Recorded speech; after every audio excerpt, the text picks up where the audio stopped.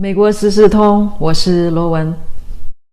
现在是2025年4月15号星期二。昨天萨尔瓦多的总统来会见了川普总统哈，那我今天着重要讲的就是关于萨尔瓦多的一个非法移民到美国最后被高院判决的一个事情。我相信大家都已经知道这个事情了哈。在媒体上，所有的媒体都一致的宣称说，高院以9-0判决川普政府必须要把错误遣返的萨尔瓦多公民给接回来。这个萨尔瓦多的公民呢，进入很多年了哈。他进入之后，在19年的时候，他就接到了遣返令，当时要遣返他，结果有一个左派的法官就说，不行，就给他下了一个 withholding order， 就是暂停令。川普政府上台之后，就 ICE 就把他逮捕，并且把他遣返了。他被警方认定为是 MS-13 的成员哈。那当然，川普政府的一个左派的一个律师就说他根本就不是 MS-13 的成员，但是这个人被司法部的部长就解职了哈，让他无限期的休假，最后解职了。那他到底是不是 MS-13 的成员呢？因为如果你遣返了一个外国人，如果他不是恐怖主义分子，而且被遣返到萨尔瓦多的一个非常纪律森严的，似乎是很严酷的一个监狱，好像对他是不公平的。首先这个人是萨尔瓦多人哈，然后他当初被警察认定为 MS-13 的原因是因为他跟3个 MS-13 的成员在一起，在 Home Depot， 他是以打零工、打建筑零工为生的哈，据说是这样。然后他说他在 Home Depot 找工作，但是他和3个 MS-13 的帮派分子一起被逮捕了。那他们是被分别审讯的哈，警察分别审讯了他们。然后那3个人都说这个人是 MS-13 的高级成员，但是他自己否认了，就所有的人都指认他，但他自己否认了。但警察就说对不起，你就是帮派分子，因为你的同伙的指认了你。但是他说我没有，他们错误的指认我只不过是跟他们在一起，不小心被逮捕了，所以就是这么一个例子。但是我相信大多数人都会认为他是一个 MS-13 的帮派分子，因为警察没有理由错误的认定你，因为警察审讯过你，对吧？而且如果你不是帮派分子，为什么3个人都说你是帮派分子，而且3个人自己都承认了自己是帮派分子哈？所以在这样的情况下，川普政府就遣返他，把他押送到了萨尔瓦多的这个监狱。结果他提起了告诉哈，他还有一个就是他2019年的时候，他跟一个美国的公民同居了，那个女人自己本身还有2个孩子的，在这样的情况下，他们后来又生了一个孩子，后来他们2个还结婚了。很多人就说，左派就说，你看你们把一个马里兰州的一个父亲遣返到了萨尔瓦多的这个好像臭名昭著的监狱，但是他是一个帮派分子啊。那很多左派就说，那他是帮派分子，以前是有给他递解令，但是递解令之后我们又有一个这个 withholding order， 就是按照 Stephen Miller 的解释，就是说 withholding 就是暂停令，只能针对这个非法移民，对帮派分子是不实用的哈。所以记者就问他，你确定他是帮派分子吗？他说我就确定。他说这个说他不是帮派分子的错误归类的这个律师是一个左派，是一个民主党人，他已经被 DOJ 解职了。而且 Stephen Miller 也提到哈，他说左派都说高院9-0一致判决川普政府要把这个萨尔瓦多的非法移民接回来哈，他说这个是错误的一个理解。那其实这个是高院9-0一致的赞成了川普对外国的权利，按照宪法第2条对外国的权利，就是说他的权利是不受联邦法官侵犯的。 Your argument is that you don't have to bring him back home, but will you? So I want to correct, I hate to do it, Bill, but I got to correct you on every single thing that you said because it was all wrong. First, we won the Supreme Court case, clearly, 9-0. A district court judge said unconscionably that the president and his administration have to go into El Salvador and extradite one of their citizens, an El Salvadorian citizen, so that would be kidnapping, that we have to kidnap an El Salvadorian citizen against the will of his government and fly him back to America, which would be an unimaginable act and an invasion of El Salvador's sovereignty. So we appealed to the Supreme Court, and it said clearly, no district court can compel the president to exercise his Article 2 foreign powers in any way whatsoever. DOJ called me after that Supreme Court ruling, and they said, this is amazing. We won this case 9-0. We are in excellent standing here. So this has been portrayed wrong for 72 hours in the media. They said the most a court could ever compel you to do would be to facilitate return, which would basically mean if El Salvador voluntarily sends him back, we wouldn't block him at the airport. We would put him back into ICE detention, and then he would be deported either back to El Salvador or somewhere else. The Supreme Court said that is the most the government can be expected to do. So we won the case handily. The misreporting on this has been atrocious. Okay, Secondly, I appreciate he was the not, no, Bill, it's important. He was not mistakenly sent to El Salvador. Okay, so do you still He's an believe illegal he is a alien member of from MS? El Salvador. Hold on, this is important. In 2019, he was ordered deported. He has a final removal order from the United States. These are things that no one disputes. Where is he from? El Salvador. Where is he a resident and citizen of? El Salvador. Is he here illegally? Yes. Does he have a deportation order? Yes. A DOJ lawyer who has since been relieved of duty, a saboteur, a Democrat, put into a filing incorrectly that this was a mistaken removal. It was not. This was the right person sent to the right place. Now, some have said, well, but he had a thing called a withholding order. So a withholding order means you've been ordered deported, but an immigration judge is saying you cannot go back to a particular country. Here's the thing. If you are a member of a foreign terrorist organization, you cannot have a withholding order. Since he's in MS-13, there is no withholding order. Furthermore, the gang that he is accused of being persecuted by doesn't exist anymore in El Salvador. The 18th Street gang is gone. So you have an illegal alien from El Salvador. Bill, where are we supposed to send the illegal alien from El Salvador? You haven't even to what allowed me country? to ask you a question. Are you convinced he is still a member of MS-13? That was your original charge. Yes. Not only, but here's the thing, Bill. Yes, but here, not only am I convinced of it, not only is El Salvador convinced of it, Bill, he's an illegal alien from El Salvador with the. 但是他也判决说，川普政府要提供给别国遣返这个公民的便利，也就是说，假设萨尔瓦多的总统要遣返这个公民到美国来的话，那川普总统要提供便利，那他会不会遣返呢？我们看一下萨尔瓦多的总统亲自面对了记者，就说。我怎么可能把这样一个犯罪分子遣返到美国来呢？根本不可能的，对吧 I'm also not suggesting that I'll smuggle a terrorist into the United States, right? I mean, how can I return him to the United States? Like, I smuggle him into the United States, or what do I do? Of course, I'm not going to do it. It's like, I mean, the question is preposterous. How can I smuggle a terrorist into the United States? I don't have the power to return him to the United States. 所以左派就搅了浑水，他们把一个本来是川普胜利的9-0胜利的判决说成了一个川普的大败哈，所以这是为什么司法部长跑来找 Steve Miller 说，你看这是我们一个明显的一个胜利，大胜利，但是被左媒炒成好像高院要求川普政府把他遣返，然后 Steve Miller 说，如果要遣返的话，那我们怎么可能到别国把别国的公民抓来？难道我们是要入侵别国吗？这不是构成入侵和绑架了吗？所以媒体非常的不高兴哈，就堵着 Steve Miller 问他哈，他在去办公室的路上堵着问他，就说那你给我们解释一下怎么样 ？Steve Miller 又花了10分钟给他们做了一个教育，说我从来没有听说你们对一个被帮派分子杀害、强奸和侮辱的一犯再犯的受害人有什么同情？你们没有采访过，没有听过一次，但是你们却在帮助一个非法犯罪的外国人。试图把他救回美国，你们到底在想什么？然后说，你们懂不懂什么叫暂停令？懂不懂什么叫遣返？说的这个记者哑口无言。这个谈话非常的长，但是我觉得是非常有意义的，所以还是给大家看一下哈。如果大家不喜欢原文视频的，可以直接跳过。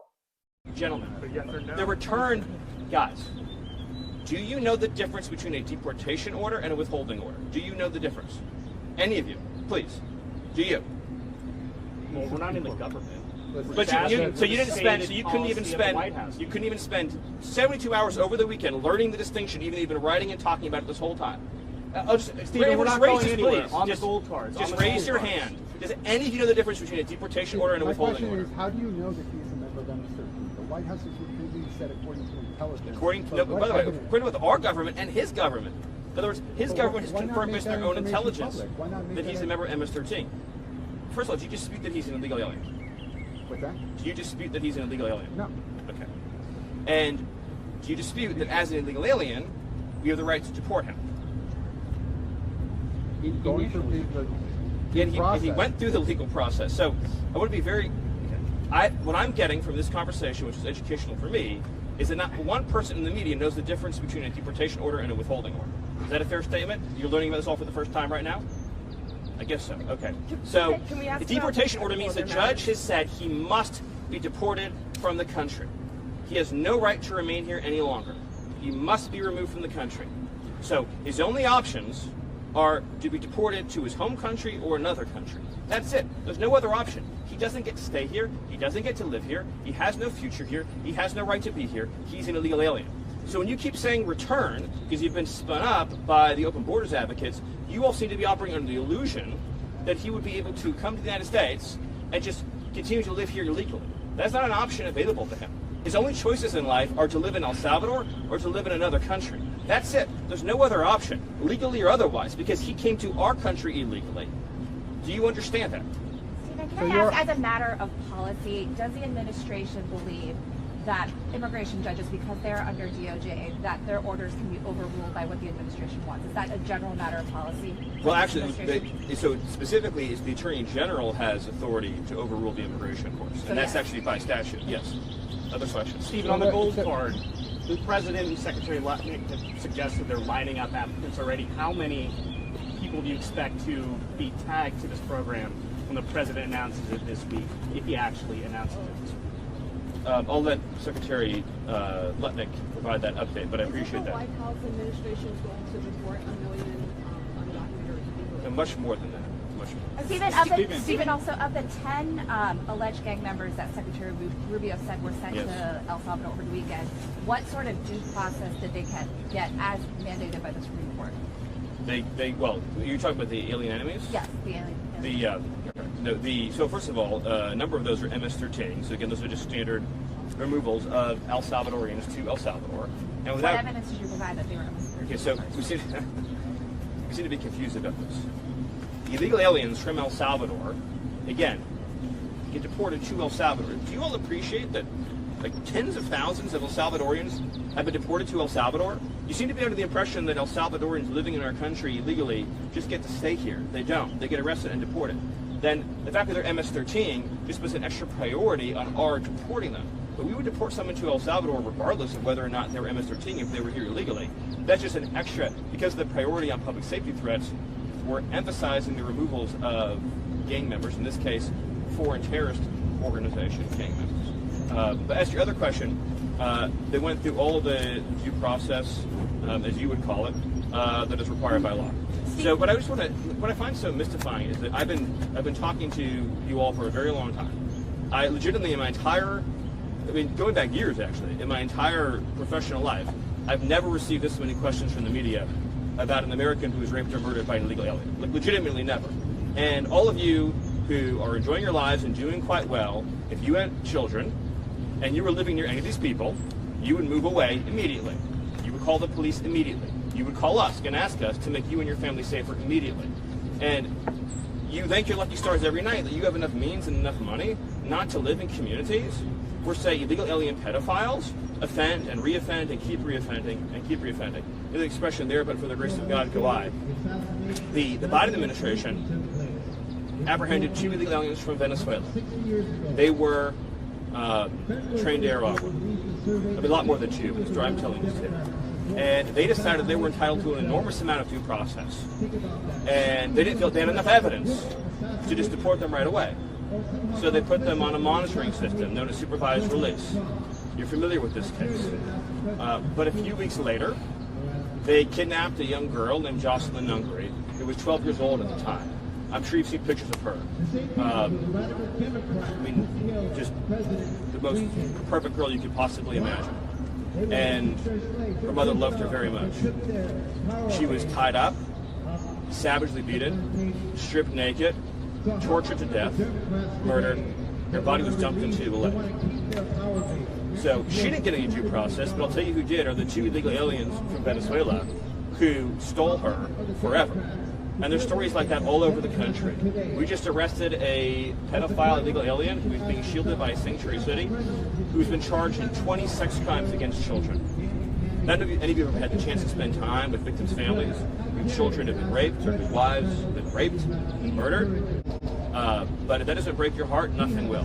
And I know that we have some people, like Taylor Lawrence, who fantasize about assassinations and things like that. But in the civilized society, the power of the state is used to keep innocent people alive and to keep innocent women and children from being hurt.